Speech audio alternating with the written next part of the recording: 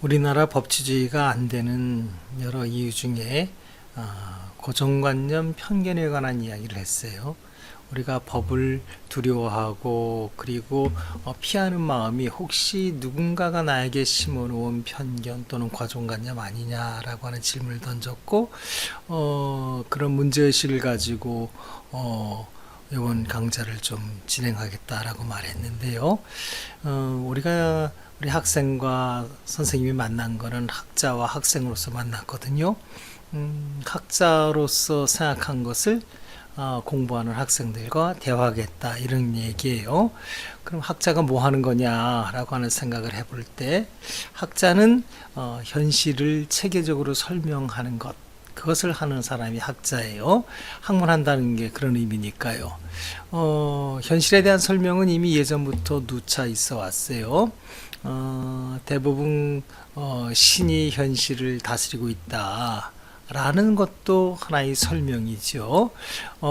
이런 설명을 듣고 학자들은 생각하게 돼요. 그 설명이 맞는가? 혹시 그 설명에 모순된 건 없을까라고 생각해서 실제로 설명되는 현재 이론에 대해서 의문을 갖기 시작하죠. 그리고 생각을 하면서 다른 설명과 비교해 보기도 하고 또 그걸 통해서 비판의식을 키워가죠. 생각해 보니까 지금 현재 생각되는 이론 또 말해지는 이론은 이런 모순이 있어. 그리고 새로운 걸 찾아내기 시작하는 거예요. 그 모순을 해결할 수 있는 보다 더 좋은 이론이 무엇인가, 보다 더 좋은 설명이 무엇인지를 찾아서 그 설명 이론을 세상에 내어놓으면은 그런 것이 이제 학자들이 하는 일이에요. 이런 것이 가만히 있는 것이 아니라 그것이 사람들의 생각을 바꾸게 돼요. 왜냐하면은 신이 세상을 다스리고 있다라고 하는 사회상 그렇게 살아가는 사람하고 그런데 신이 전지전능한 게 아닌데 전지전능한 거는 인간이 발견할 수가 없어, 알 수가 없어 라고 또 이런 생각을 갖게 될 수도 있고요. 아무튼 두 개의 이론들을 이렇게 발견하는 순간 사람들의 생각이 바뀌고 그 생각이 바뀌면 다른 사람과 이야기하게 되고 그래서 그 이야기를 바탕으로 세상이 바뀌어가는 것, 이런 것이 이제 학문하는 의미라고 이렇게 말할 수 있습니다. 예를 들면 이런 거하고 똑같아요. 코페르니쿠스라고 하는 학자죠. 1543년에 천동설에 대해서 지동설을 주장했단 말이에요. 천동설은 뭐냐면은 신이 지구를 만들었고 인간이 사는 세상을 만들었고 그것이 전체 우주의 중심이다라고 하는 생각을 가지고 있었어요. 그러니까 지구를 중심으로 전체 하늘이 지구를 중심으로 빙빙 돌고 있다라고 하는 이런 생각을 가졌던 거죠. 왜냐하면 밤하늘을 보게 되면 별들이 밤새도록 동에서부터 서로다가 뺑 돌아서 서쪽으로 진단 말이에요. 그런 걸 보고 지구를 중심으로 하늘이 돈다, 그런 의미에서 천동설이었죠. 근데 코페르니쿠스가 생각할 때 의심을 가졌어요. 다른 별들은 그렇게 도는 게 맞는데 왜 저쪽의 별들 수성, 금성 또는 가까운 화성들이 움직일 때 보면은 조금 다른 형태로 움직여요. 그런 거 보고서 왜 쟤네들은 다른 형태로 움직일까라고 하는 의심을 갖기 시작했고 저런 것까지 설명할 수 있는 합리적인 설명은 뭘까를 연구하기 시작했고요. 결론을 얻었어요. 결론을 얻어서 지구가 우주의 중심이 아니라 지구가 태양을 중심으로 돌고 있다. 지구만 도는 것이 아니라 수성도 돌고 금성도 돌고 화성도 돈다라고 하는 이론을 제대로 확립을 했다고요. 그리고 그 새로운 생각은 당연히 예전의 천동설보다는 훨씬 더 정확한 설명을 하게 됐죠. 그럼 사람들이 무엇을 따르겠어요? 당연히 지동설이 천동설보다 훨씬 더 설명이 합리적이야 라고 생각하게 되고요. 이것은 무엇을 뜻하냐면은 그 이전에 천동설을 중심으로 형성되었던 하나님이 세상을 다스리고 있어, 하나님이 지구를 중심에 두고 전 우주를 인간을 중심으로 뱅뱅 돌게 만들었어 라고 하는 신의 설명에 설명이 모순이라는 생각을 사람들이 갖게 되고요. 그런 어떤 생각의 변화를 통해서 세상이 바뀌게 되죠. 요즘에 신을 전지전능하다고 생각하는 사람들이 예전에는 아주 많았는데 지금은 점점점 줄고 있는 것도 그런 거죠. 그거와 동시에 사회가 또 역시 변하는 거고요. 또 생각해 보면은 데카르트라는 철학자 한번 생각해 볼까요? 데카르트라는 철학자도 역시 마찬가지로 진리를 알기 위해서는 어떤 확실한 그 명확하게 흔들리지 않는 기반이 필요한데 그것이 무엇인가라고 생각하는 거죠. 과거에는 신이 바로 그 기반이다라고 생각했는데 데카르트는 그런 어떤 그 신으로부터 찾지 않고 뭐가 더 확실한 것인지를 한번 좀 찾아보자 이렇게 생각했어요. 그래서 우리가 느끼는 감각이라든지 또 왔다 갔다 하는 생각이라든지 이걸 기준으로 할까? 뭘 기준으로 해야지 인간이 명확하고 확실한 생각의 기초를 닦을 수 있을까라고 생각을 한 거예요. 그때 가만히 생각해 보니까 내가 이렇게 지금 의심하고 있는 나의 존재 그거 자체는 의심할 수 없이 분명하구나 이렇게 생각을 했어요. 그래서 결론을 얻은 것이 나는 생각한다. 그러므로 존재한다라고 하는 명제를 얻었죠. 이 명제를 제1의 원리로 삼아서 철학을 시작하는 것이 맞다. 논리적으로 생각하는 것이 맞다라고 하는 것이 이제 데카르트의 생각이었고요.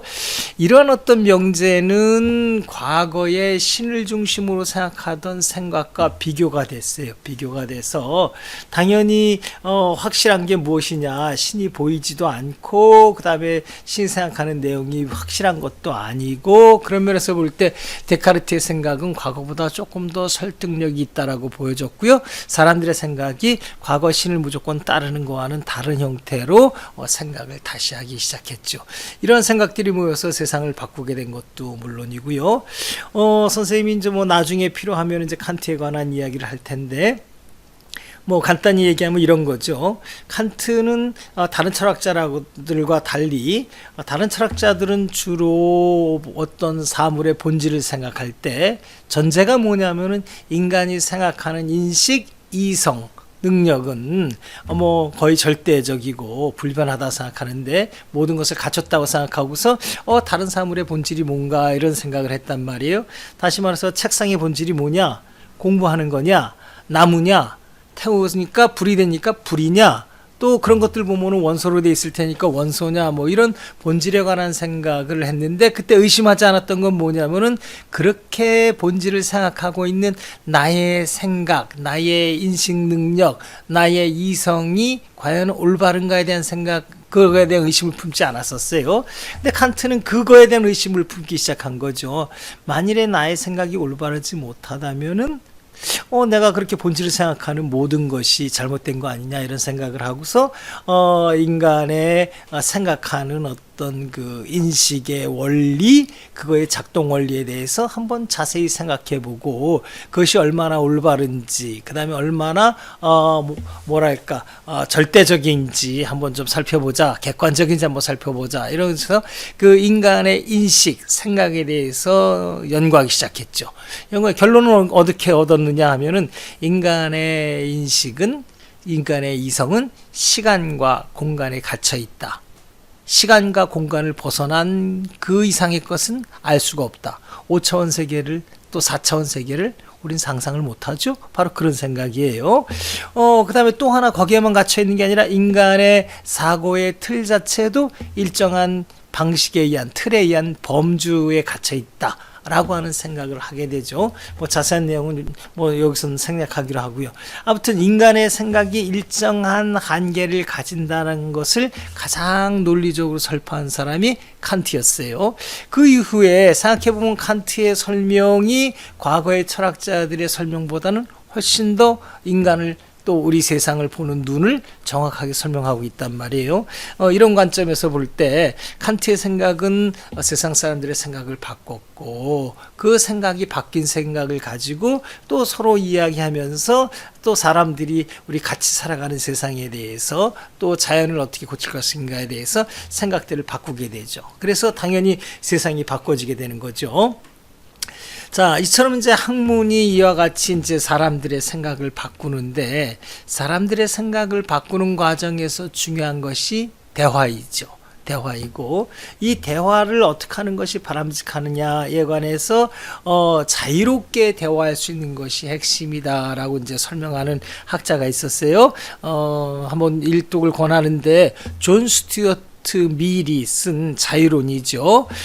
그 자유론은 몇 년도 책이냐면요, 1859년도에 이제 발간된 책인데, 거기에 나오는 어떤 소크라테스 이야기, 예수에 관한 이야기, 그들이 과거의 생각과는 다른 생각을 하고 있었고, 그 생각 속에서 새로운 설명을 하였고, 그 과정 속에서 핍박을 받기도 했지만, 결과적으로 그들의 설명이 세상을 바꿨다라는 이야기. 그러니까 우리가 항상 사상과 표현의 자유를 최대한 존중해야 된다라고 하는 그런 내용을 그 책에서 쓰게 되는데요. 책은 두껍지 않아요. 그러니까 요번에 선생님이 과제로다가 그 책을 한번 일독할 것을 권했고요. 특별히 다른 부분보다도 2장 사상과 그 표현의 자유 부분을 갖다가 여러분들이 한번 좀 일독하기 바랍니다. 예수의 이야기, 소크라테스 이야기도 나오니까 한번 일독하면서 즐겨보기 바랍니다.